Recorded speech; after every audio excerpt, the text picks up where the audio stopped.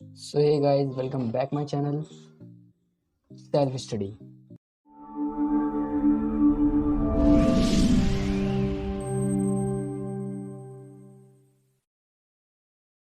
आज हमारी अगली क्लास है, तो इसमें मैं आज आपको सिखाऊंगा GUI यानी कि ग्राफिकल यूजर इंटरफेस होता क्या है। तो सबसे पहले हमें ओपन करना है। जैसे हमने ओपन कर लिया है, मैं इसमें थोड़ा समझा देता हूँ। हमारा जो है डे है 5 है, मतलब 5वां दिन है आज का। तो CCC का फुल कोर्स मैं जो सिखा रहा हूँ 30 डेज का है। ओके फ्रेंड्स, तैयारी करते हैं इसकी। तो आज मैं सिखाऊंगा व्हाट इज़ द GUI यानी कि GUI क्या है, इसकी फुल फॉर्म क्या है, ये सब कुछ बताऊंगा। अब जैसे कि पढ़ते हैं हम यहाँ पे GUI यानी कि ग्राफिकल यूज़र इंटरफेस क्या है, यानी कि ये तो आपको फुल फॉर्म हो गई, यानी कि ये जो है फुल फॉर्म है ग्राफिकल यूज़र इंटरफेस। एंड अब आपको पता चलेगा कि ये है क्या, तो मैं आपको बताता हूँ। जैसे GUI मीनिंग इन हिंदी अधिकतर भारतीय कंप्यूटर में विंडो का उपयोग ऑपरेटिंग सिस्टम के तौर पर करते हैं। मतलब कंप्यूटर में ऑपरेटिंग सिस्टम विंडो, यानी कि विंडो क्या है, ऑपरेटिंग सिस्टम है। तो विंडो का हम प्रयोग किस लिए करेंगे, मतलब यूज़ किस लिए करेंगे, तो ऑपरेटिंग सिस्टम के तौर पर ही करेंगे। लेकिन क्या आप जानते हैं शुरुआती दिनों में ऐसा नहीं था। जब मतलब कंप्यूटर बना था, जब ऐसा नहीं था कंप्यूटर पर, तब कंसोल मोड में काम किया जाता था। यानी हम चीज़ों को देख नहीं पाते थे और हमें कंप्यूटर पर किसी काम को करने के लिए उसे कमांड देकर काम करवाते थे। तो जाहिर है बहुत कुछ सीमित था। एक तो हर कोई इंसान आसानी से कंप्यूटर चलाना नहीं सीख सकता था, और दूसरा उस पर काम करना भी मुश्किल ही था। अब हम माउस का इस्तेमाल कर फोटोज या विंडोज या वीडियोस एडिट कर पाते हैं। मतलब फोटो और जो वीडियो है हम उसे एडिट कर पाते हैं किसकी सहायता से, with the help of mouse. वो इसलिए क्यों कर पाते हैं, बात ये क्वेश्चन आता है हमारा, क्यों कर पाते हैं, इसी से क्यों कर पाते हैं, मतलब कीबोर्ड से क्यों नहीं करते। तो वो इसलिए कि हम उन्हें देख पाते हैं। मतलब हम उन्हें जो हमारे जो डेस्कटॉप पे पिक्चर दिख रही है, हम उसको जब भी एडिट कर पाएंगे जब उनसे देख पाएंगे, जब नहीं देख पाएंगे तो नहीं कर पाएंगे। और मन चाहे बदलाव उनसे करना संभव है। और इसी प्रणाली को हम GUI कहते हैं, ग्राफिकल यूजर इंटरफेस। यानी कि आप कोई सी भी फोटो एडिट कर रहे हो, कुछ भी मतलब काम कर रहे हो, और उसके लिए अपनी कमांड दे रहे हो, उसे एडिट कर रहे हो, अपना मतलब अपने सामने इंटरफेस कर रहे हो उसे, और उसके साथ उसे GUI कहते हैं। अब जैसे कोई भी चीज़ हम देख रहे हैं तो हमारा जो है GUI के कारण है। हम जो अभी वीडियो बना रहे हैं, जो भी मैं कमांड दे रहा हूँ, तो ये जो है मेरे GUI के कारण है। अब थोड़ा सा पढ़ लेते हैं आगे। GUI यानी कि ग्राफिकल यूजर इंटरफेस के आने के बाद ही कंप्यूटर आमजन के लिए उपयोगी हुआ है। मतलब हमारे लिए उपयोगी हुआ है कंप्यूटर। पहले हम जो लोग कंप्यूटर नहीं चला पाते थे, GUI के कारण हम ही चला पा रहे हैं। क्योंकि इसे चलने के लिए पहले जटिल यानी कि कोर्सों का उपयोग होता था। मतलब पहले जो था हार्ड था बहुत, लेकिन जो अब जब इसके GUI का आने के कारण जो है ये आसान हो गया सब चीज़। जबकि अब हम केवल स्क्रीन पर देखकर ही कार्य करते हैं। जहाँ पहले किसी एक फाइल को बनाने के लिए हमें एक लंबा कमांड देना होता था, वहीं अब माउस के इस्तेमाल से हम कुछ भी सेकंड में कर सकते हैं और उस पर काम कर सकते हैं। आप समझ ही सकते हैं। अब थोड़ा सा आगे पढ़ लेते हैं। अब पढ़ लेते हैं ऑपरेटिंग सिस्टम होता क्या है, यानी कि ऑपरेटिंग सिस्टम के बारे में थोड़ा सा बात कर लेते हैं। जैसे कि ऑपरेटिंग सिस्टम की फुल फॉर्म मतलब शॉर्ट फॉर्म होती है OS, यानी कि ऑपरेटिंग सिस्टम। छोटे रूप में इसे OS कहा जाता है, जैसे मैंने बता दिया। एक ऐसा कंप्यूटर प्रोग्राम होता है, यानी कि एक ऐसा कंप्यूटर प्रोग्राम है जो अन्य कंप्यूटर प्रोग्राम का संचालन करता है।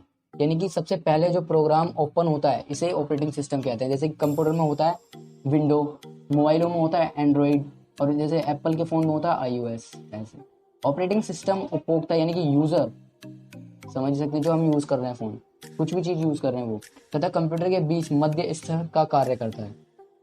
ओके फ्रेंड्स, ये हमारे निर्देशों को कंप्यूटर को समझाता है, ये हमारे निर्देशों को कंप्यूटर को समझाता है। यानी कि जो ऑपरेटिंग सिस्टम है ये, जैसे मान लो फ़ोन का है, एंड्रॉयड है, हम जो कोई भी कमांड देंगे तो वो फ़ोन को जो है समझाएगा। तो वो समझाने का कारण क्या, समझाने का काम कौन करता है, ऑपरेटिंग सिस्टम।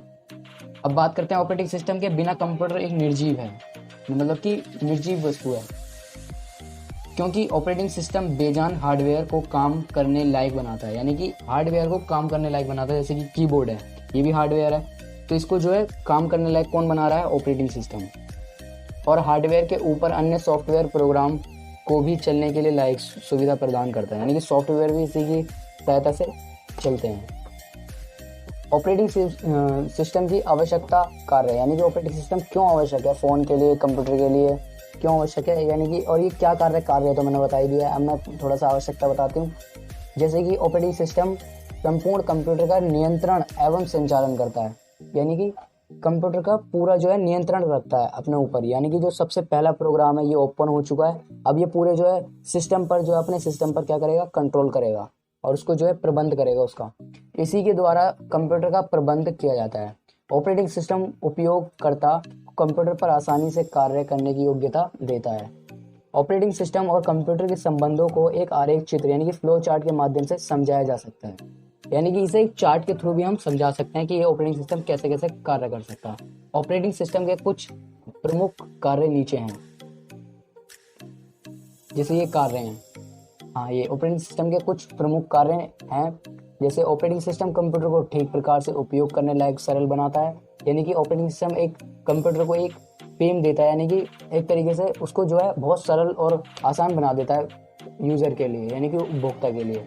ऑपरेटिंग सिस्टम उपयोगकर्ता से हार्डवेयर की भारी भरकम सूचनाओं को उपयोगकर्ता से छिपा लेता है, इसलिए उपयोगकर्ता का ढेर सारी सूचनाएं से आप समझ सकते हैं। ऑपरेटिंग सिस्टम जो है, मान लो तुम्हारी कोई भी जितना भी इंफॉर्मेशन है उसको छुपा के रखता है, यानी कि हार्डवेयर के अंदर क्या है, छुपा के रखता है। जैसे कि कंप्यूटर के अंदर कोई भी तुमने सॉफ्टवेयर डाउनलोड करा तो वो जो है डेस्कटॉप पे रहेगा या फिर रिसाइकल बिन में जाएगा, मतलब एक तरीके से छुपा के रख रहा है, तो ये भी ऑपरेटिंग सिस्टम का कार्य है।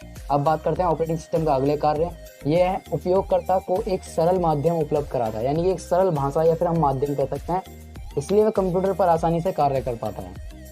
ऑपरेटिंग सिस्टम उपयोगकर्ता एवं हार्डवेयर के बीच मध्य स्तर का कार्य करता है, मतलब हमारे बीच कंप्यूटर जो है, हमारे बीच और कंप्यूटर के बीच जो है कार्य कर रहा है इस वक्त, तो ये इस ऑपरेटिंग सिस्टम के कारण कर रहा है।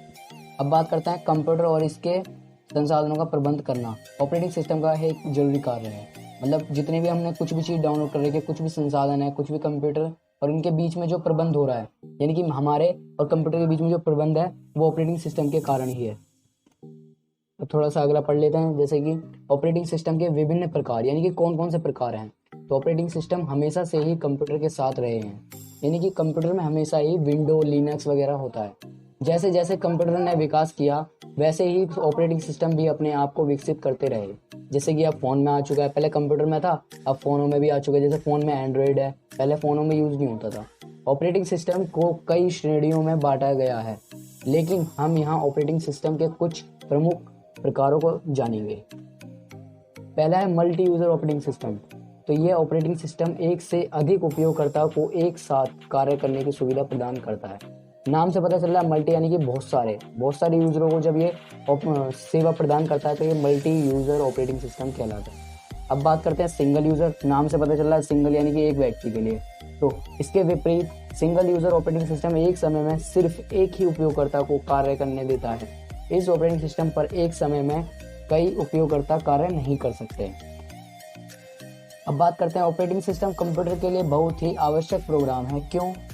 इसके बिना कंप्यूटर एक निर्जीव है, यानी कि निर्जीव वस्तु है। यह कहना गलत नहीं, ऑपरेटिंग सिस्टम के बिना कंप्यूटर को उपयोग करना बहुत ही कठिन है, साबित हो सकता है। ऑपरेटिंग सिस्टम और कंप्यूटर के संबंधों को समझने के लिए ऊपर दिए गए आरेख को समझ सकते हैं, मतलब जो भी मैंने अभी तक पढ़ा है उसको समझ सकते हैं, पता चल जाएगा आपको। मैंने जो पीछे पढ़े हैं समझ में आ जाएगा।